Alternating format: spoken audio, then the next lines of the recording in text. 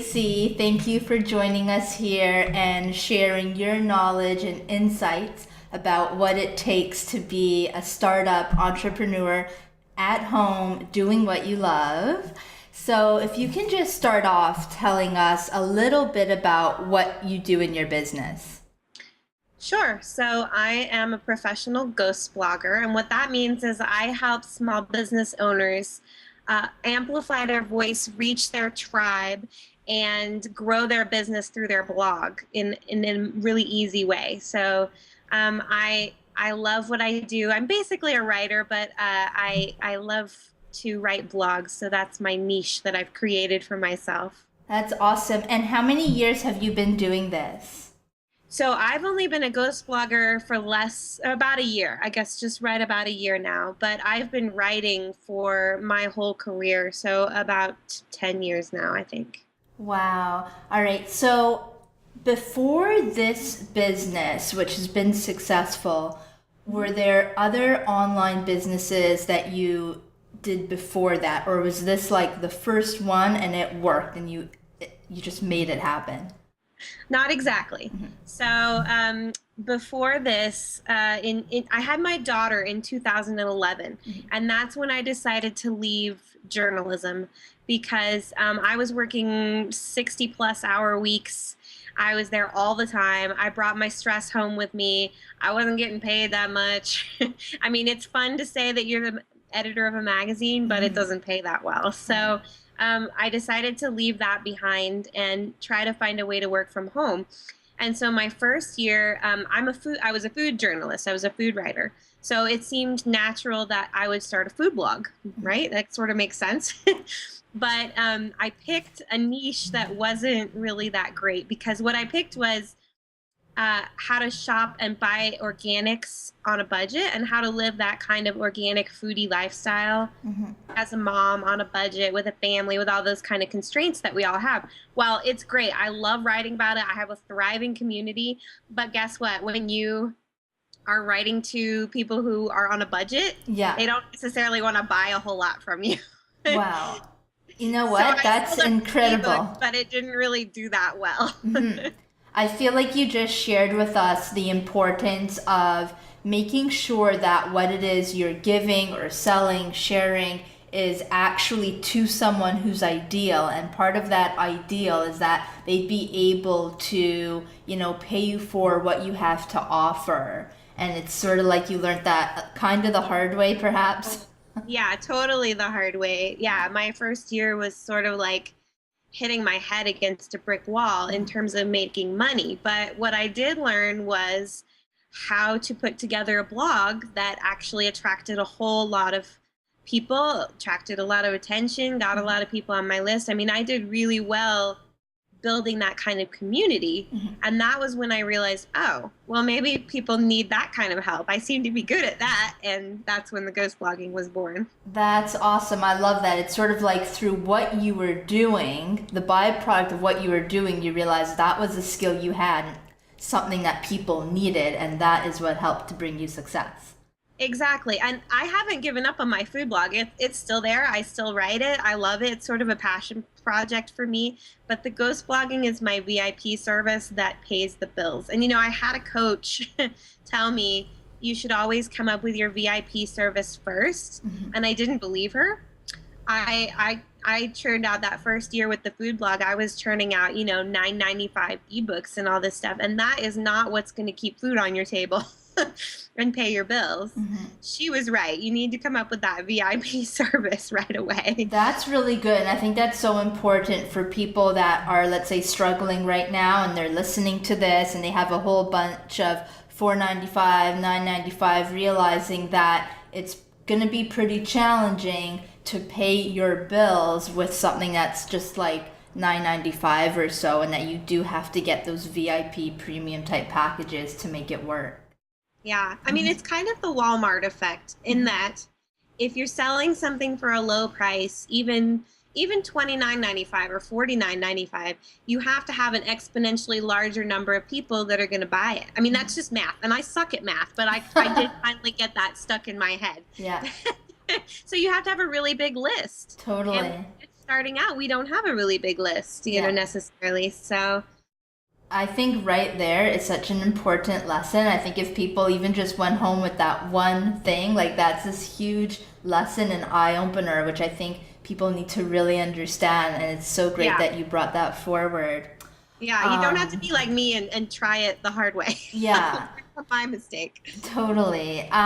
So I feel that your background in journalism, being an editor, all of that definitely played a role. It's not just one day you said, maybe I'll be a ghost blogger. It's not like it came from nowhere. You had the expertise already.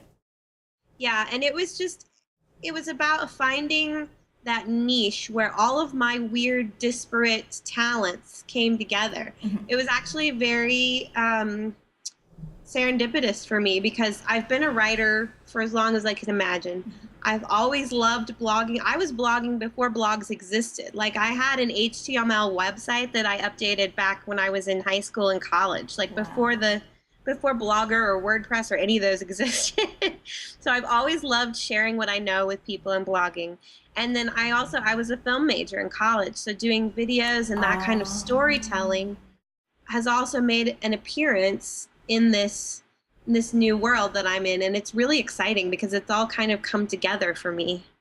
That's amazing. And I think that's an important lesson too. I mean, if you hadn't had that previous knowledge, basically you took knowledge that you already had and you said, okay, I can do something with this, versus someone just saying, oh, well, this person has a good blogging business, I'm going to take that even though I have no experience. Would you say that would work, or would you say that's probably not the best idea? No, that's not the best idea. I mean, and I think a lot of, internet gurus would tell you the same thing, and rightly so, that you start with what you know. Mm-hmm. Because all of us are an expert in something, and there's someone out there who would like to know how to do what you can do, whatever that is. That might be crocheting. It might be, how to walk 10 dogs and run a dog walking business. It might be, there's any number of things, but you are an expert in something that somebody else wants to know how to do. So I love that. I think that is like right there. It's a second piece of such integral information. It's that what you already have is what's going to bring you success. Mm-hmm. I love that. So I want to know, let's get like a little bit more nitty gritty so that we can share with people, what are the specific things that really worked for you? And if you need me to be more specific in the question, I can. But like, what are the specific things that you did in your business that worked? Okay, so getting started.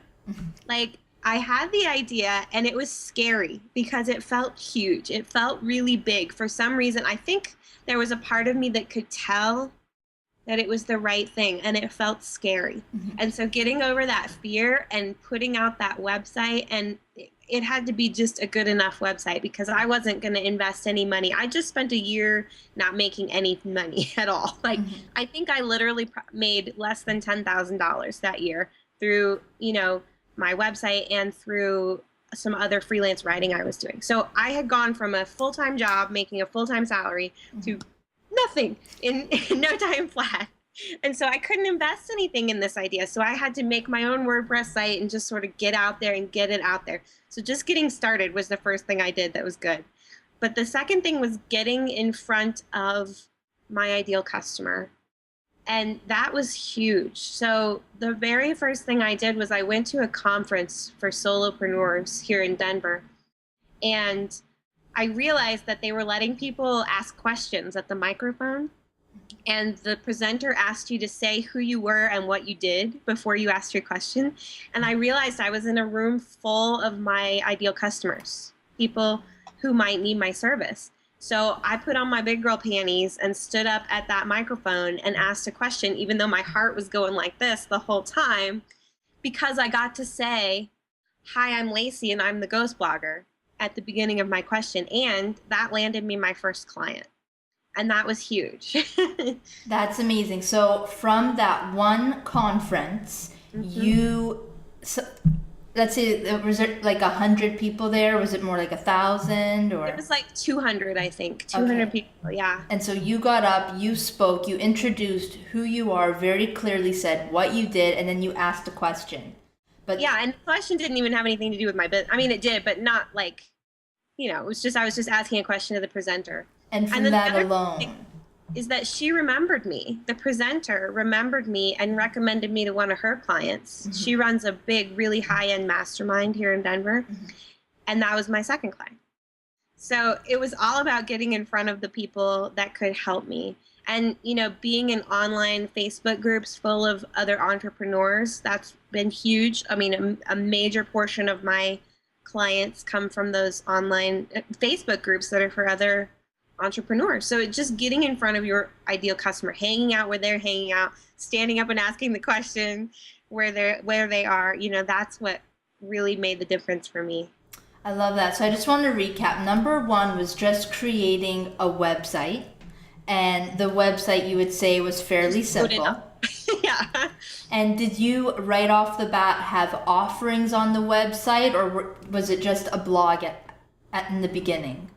Basically, it was just a blog, but I signed up for Time Trade, which is a free calendar, and I put a button on there that said, click here for a free consultation with me to find out how I can help you. And so that was basically all it was. I mean, there was a blog, but the idea was just to have somewhere that I could easily send people so they could get in touch with me. Got it. So for you see, I love, because that was going to be my next question. You went to an offline event, so a real life event, meeting real people, but through that you got some online clients. Yes. So here's my question to you. Would you say that the majority of your clients were found that way, or that was just like kickstarted things for you, but you equally get them online and offline? What's been your experience? Most of my clients come from online. Online. Yeah, that was just a great kick in the pants for me, and a great way to kick off, just because I needed to make that leap and stand up and say that I was the ghost blogger, because that was like the first time I said it out loud, but it did really help me get more comfortable telling people what I did and how I could help them. You know what? I think right there is the magic. So, I mean, I don't know if you want to call that like spiritual or like a soulful, but it wasn't even about the conference per se. It was about you standing up and owning what you did and finally saying, this is what I do. And do you think that was actually the shift for you?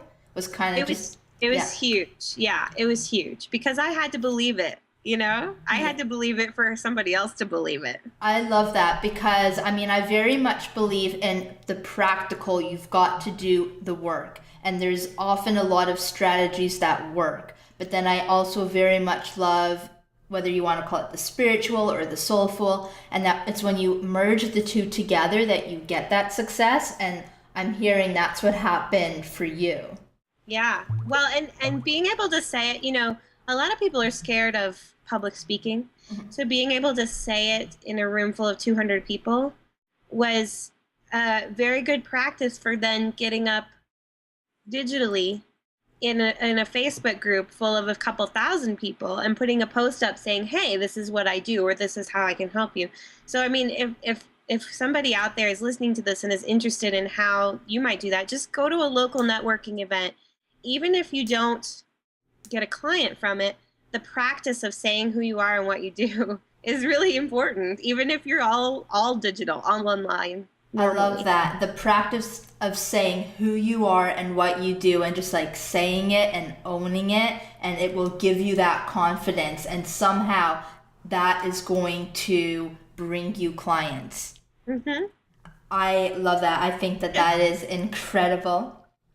All right, so you were working as an editor, journalism background. I mean, you had the experience, but business is like a whole other minefield. So were there particular classes, courses, self-study that you took on?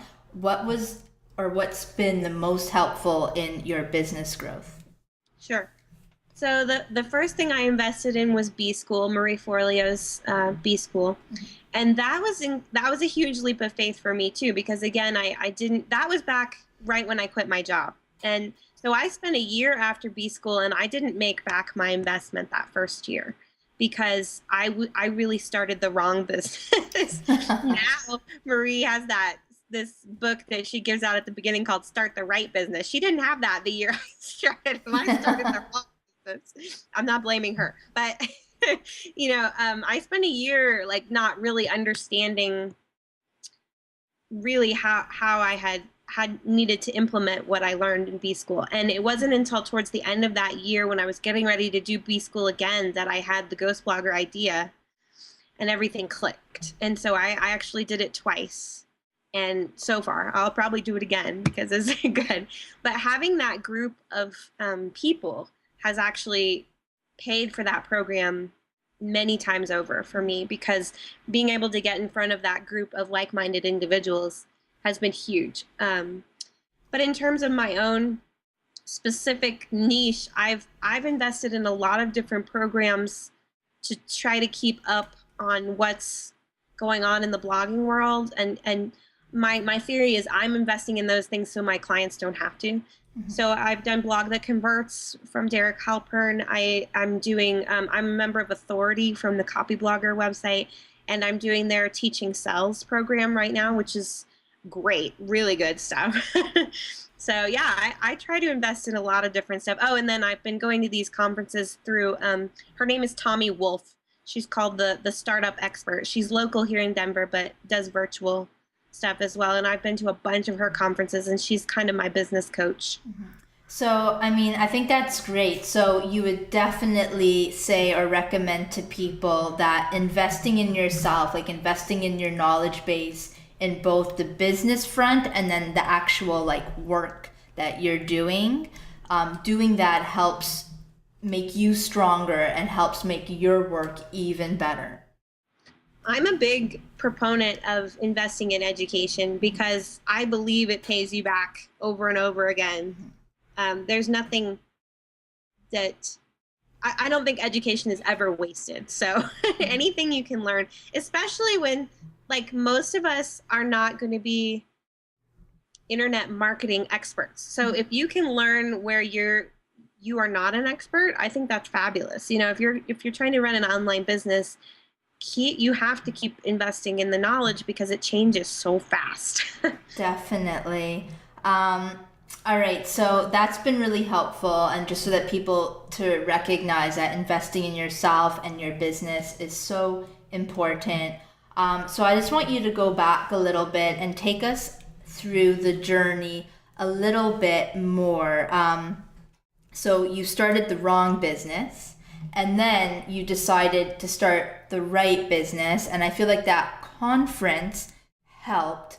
But this is what I hear a lot. You know, you'll often hear about people, you know, they had a 20G month or, you know, a 10K day. And I feel for the startup entrepreneurs out there, the people dreaming of doing this, it seems a little overwhelming. Or for people that have been where you were that first year where it's like nothing's coming in. And, you know, how did you go through that? You know, or like, how did you even stay strong and persist through that? What were the things that kept you going? So getting my first client was huge. That was a huge confidence booster for me. But she only, my business plan is a retainer model for my VIP client. So I asked for a 6-month commitment now. Mm-hmm. That first client, I didn't ask for a 6-month commitment. And she ran into financial problems and quit after 2 months. So there was this big, oh, crud, you know, I worked so hard to get this client and then she quit. So, so that was a big lesson learned. I built in a little bit more longevity into my contracts, into my agreements, so that people understood that this was a long-term arrangement, because that's really what I was trying to develop, was long-term relationships with my clients. The second big lesson I learned, I developed, you know, you probably have heard this. They tell you to have 3 offerings. You have your highest end, a mid-level, and an entry level. So I developed that, and my entry level to this day has not sold anything ever. My Amazing. middle level originally was a package of hours for me. So they could hire me for a package of 10 hours and then they had me. Well, that was great. I had a great month. I earned $6,000 that month. That was my biggest month last year because I got a whole bunch of people in at that middle level. But what I didn't realize was that they paid me in June, and a lot of them I'm still working those hours. So Exactly. Yeah. they paid me up front, but then when July rolled around, my income went boom. I've got one of those little graphs in my accounting software, and it went Yeah. because come July, I was booked up. I mean, basically booked up, but all the money had been front ended. That wasn't so good. So that Yeah. was another learning moment for me. Definitely. Yeah, that figuring out how to make it pay me regularly and make it worth it for me. So, I've had to adjust my offerings several times to make it work for me as well as for my clients. I love what you've just shared there because I could see that happening to so many people. I mean, most people are not, well, I don't know if I should say most people, but many people, I would bet, are not necessarily so calculating and thinking about every step into the future. And you've just taught us the importance of looking ahead, and that if you're making an offering and if it's going to last for 6 months and if they're paying you all up front, you gotta realize, is that going to be worth 6 months of your time? How do you need to renegotiate an offering so that it's actually, you're getting what you're worth and you're getting what you need to make your business actually work? I mean, that I could see as like a big growing stretch learning curve there. Right. Well, and there's two other little things there. Like if it's let's say it's a $400 package, and they're gonna pay you up front, but it's gonna stretch out. Are you gonna spend that $400 the month you get it, or are you gonna like save it and divvy it out? That's something to consider too. And then the other thing I'd like to bring up is just that your packages are not set in stone. So Yeah. when it's not working, change it, and change it fast, because you're just going to be hurting yourself otherwise. Yeah, I totally agree with you there, and I think that is so important. And I love that because that's the mindset I have. I believe that change is a good thing. I believe that we as humans, we're always changing, and so it makes sense that our business is going to change. And I feel that some people think, well, I can't switch my website or I can't change. I think that if the moment you feel like, okay, it's time to switch, then you should change things around. Yeah, absolutely. And most of us are working on WordPress and things like that now, and that makes it so easy. If you're just going to go in and change a number or change a description or whatever it is, that makes it super easy to just, change your mind anytime. Totally. And I mean, that's part of the awesomeness of being your own boss, is that you get to make those changes and you don't need to have these big board meetings to create a change. Totally. All right. So this is another thing I see. Sometimes people will have a success, but then there's nothing. And it could be due to an offering, or it could just be, a fluke, you might call it. What does it take to get to that place of consistency where you can feel like, yes, I am free, this is real? I mean, there's always uncertainty in business, but do you know that difference between like, oh, you got that first client from the conference, but where do the next ones come? Versus like, there's a steady stream happening. Yeah. I mean, there's still a certain amount of worry for me that, something might drop off. What happened for me, just as an example, in November and December, I was totally booked. My calendar was full and I was turning business away because I have designed my business to support my life, meaning that I'm a mom first and a business owner second. So I really have deliberately limited how many people I will take. And I was full to the gills at the end of 2013. And then through a series of events, all of a sudden January, there was much, much less. And I had this moment of, oh my gosh, and I think there's always going to be some of that in anything that's like what I do, which is kind of a freelance working sort of model. You're always going to have times of sort of feast and famine. But what I realized is that I have a track record now. And so I know my worth and I know what I can offer, and I'm more confident in my own offerings now. So I'm more confident making the offer. So I'm more confident asking for the sale, going into those Facebook groups and saying, hey, I have 3 open spots. Wouldn't you like to come work with me? And sure enough, now February is almost full, and it evened out. So it was just a matter of kind of having faith that yes, I know what I'm doing now, at least a little bit more than I used to. Definitely. And, that things would work out. And you have to do the work, but things will work out. I love that. And because I think it's very easy for people to get discouraged. Even we ourselves can get discouraged, but to just remember you've got a track record, and to remember that things will smooth out. And then in a way you can even plan ahead. If you get to that place where there's going to be the peaks and there's going to be the lows, it's like if you can budget appropriately and just know that you're going to be okay. But like, what has helped you keep the faith? Especially, I mean, if you start one business that doesn't work, I mean, that could be totally deflating. What kept giving you the strength to keep going? I mean, what made you not look for another job? What made you feel like this is going to work? It's inevitable that this is going to work.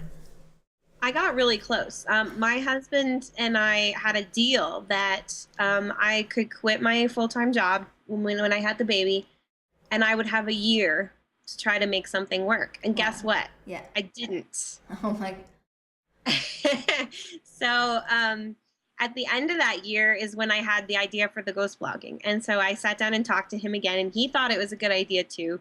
And he's very supportive of me, but he's also a realist, and he's a lot more of a penny pincher than I am. Yeah. So, he was concerned, but he set me a goal, and he said, okay, well, if you can double your income next year, then you will have proved that this is a viable thing. So I wasn't making much, so doubling it wasn't that hard to do.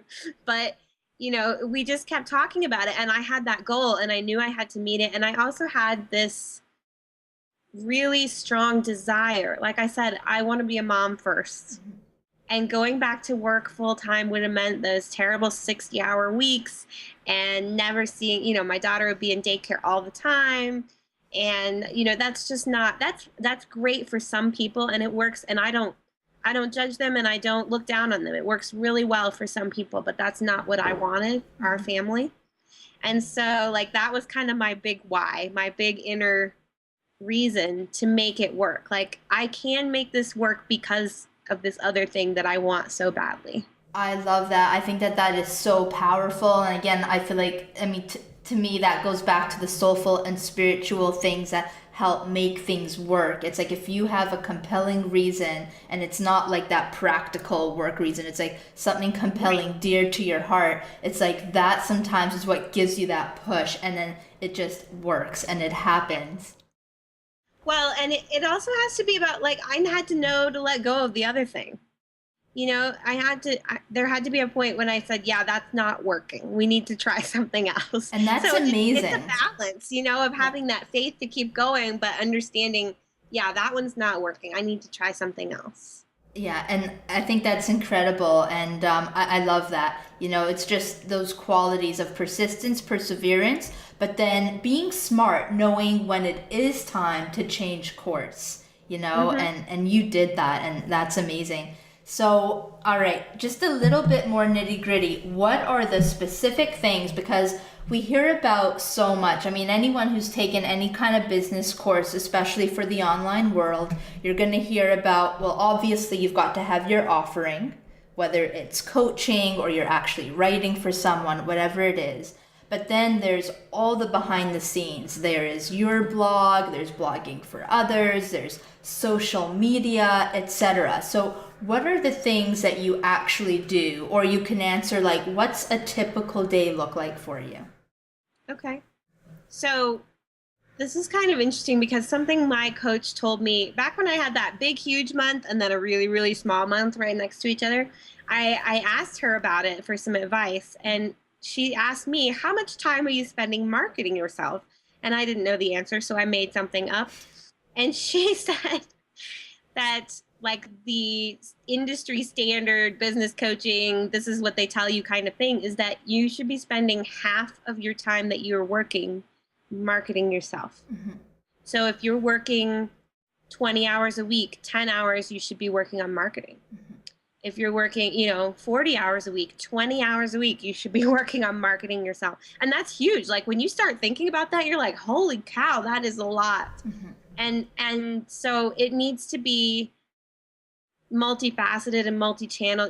I'm not going to tell you I'm the world's best internet marketer, because I'm not, but I really focus on my blog because that's what I do. So I just want to get clear here, because the word marketing is so big and wide range that so when you say marketing, one thing is your blog. So you consider your blog marketing? Absolutely. Okay, tell us more. I believe that your blog is the centerpiece of your online marketing. It has to be the center of everything you do. Mm-hmm. And I'm not the only one that believes it's that. It's not just because you're the ghost blogger. It's not, I'm biased, I know, but it's a pretty well, because from your content is where all your other marketing is going to come from. Mm-hmm. So you write your blog, and that's going to inspire your newsletter. That's going to inspire your Facebook posts. That's going to inspire your tweets. That's going to inspire your guest posting strategies. That's going to inspire the interviews you do with other people. That's going to inspire, all these things will have to do with the content you're producing. So that's really my philosophy when it comes to online marketing. Offline marketing could include like networking events. It could include going to conferences. It could include even just emailing your leads, keeping track of your leads. So you wanted some nitty gritty. I spend a lot of time on my own blog.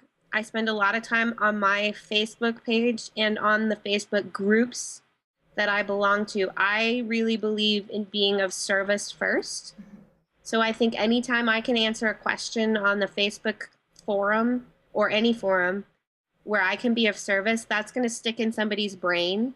And I've had it happen many, many times where I haven't even worked with somebody, but somebody will see somebody else saying, hey, I'm really interested in somebody to help me with my blog. And they'll say, oh, Lacy is the person, not because they worked with me, but because I answered a question for them at some point, or because they read my blog or whatever. So I believe in being of service first. Mm-hmm. And that's really where like my content is of service. I'm trying to teach people. My Facebook is coming from that place. So that's a lot of what I do online. And then offline, I keep really close tabs on people who contact me. So I have a really robust list of leads now, and I just make sure that when I have a new offering or when I have an opening in my calendar, I reach out to them personally and individually and say, hey, I've got this place that you might be interested in, or I know we had talked a couple months ago. I just wondered where you were at.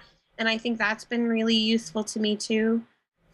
People who weren't ready then might be ready later. You never know. Yeah, and I think that's somebody else. Exactly, and I think that's amazing. I think that's what takes guts. You know what I mean? Because it's one thing to put out the blog and the newsletter, but it's that one-on-one connection. I mean, in a way, it feels like you're making a sales call, but it's all in how you do it. I mean, if you approach it through like, I am offering this to you. I just wanted to let you know. If you do it in that place of service and not like where it just doesn't really feel authentic, I think that's the difference. And I mean, I guess I would just love you to hear, basically, don't be shy. Like, you've got to do that. Would you agree?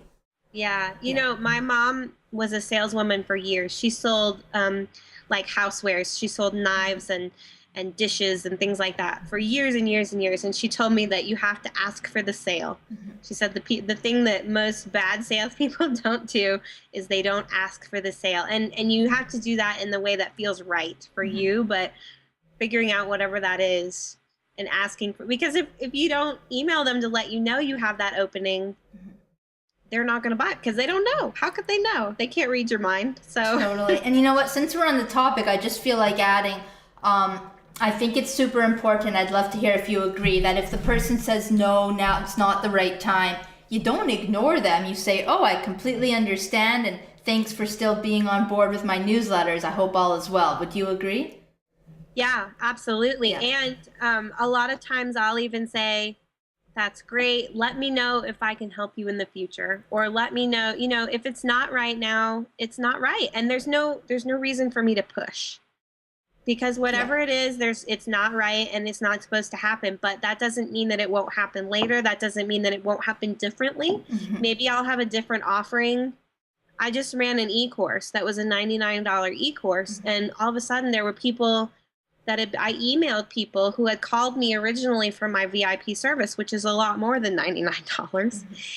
And suddenly, oh yeah, I do want to work with you. And that's great because that's keeping them active. So if they bought the $99 e-course, well, maybe when I come out with a $400 e-course in a year, maybe they'll be interested in that one too. It's Yeah. just keeping them hot.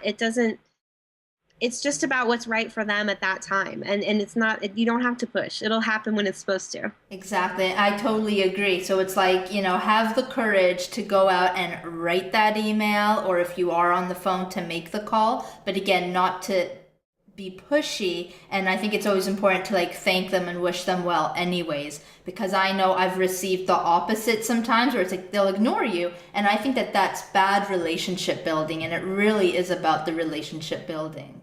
Absolutely. And I mean, it's all about just being yourself, Yeah. Because like if you're not there are people who would be out there and be like, hey, buy, sell, sell, sell. And that's not me. But it is much more like me to say, hey, how are you doing? I really just wanted to let you know what was up in my life. And what's up is that I'm selling this e-course, or I have an open spot in my calendar, or whatever it is. And if you're interested, fabulous. Here's how to contact me. And if not, all the best. Awesome. Yeah, I love that. That's how I like to go about it too, and I just think that's great. All right, so I guess just to close off, because we're going a little over the time, is there any final word or any final inspiration that you would like to give, to share, put out there? I mean, I think that anybody can do this. I really do. If I can do it, anybody can do this. You just have to find your niche, what you're an expert at, and then invest in yourself and get that training to give you the building blocks to make it happen. Because, I love to blog and I love to do all that stuff, but did I know how to make a sales page? No, I did not. Did I know how to do Facebook marketing? No, I did not. So, you kind of have to fill in the gaps where you need to. But anybody in this day and age, there's so much education and training. And I mean, even what you're providing, Tova, this is education, this is training. So if you find what you need to find, I really think anybody can do this. And you don't have to be a six-figure success story to be a success story. I absolutely agree. Absolutely agree. And that's part of what this series is about, to realize that to me, the success is in, I call it sovereignty or freedom. It's like you're free. You get to do what's important to you, and whatever income comes in, it's yours, And it's like, what a freeing and fulfilling feeling. And I love what you said, that it is possible and that you can do it. I think that's brilliant. So, yeah. Yeah, absolutely. So where can we find you, and how can we get more from you?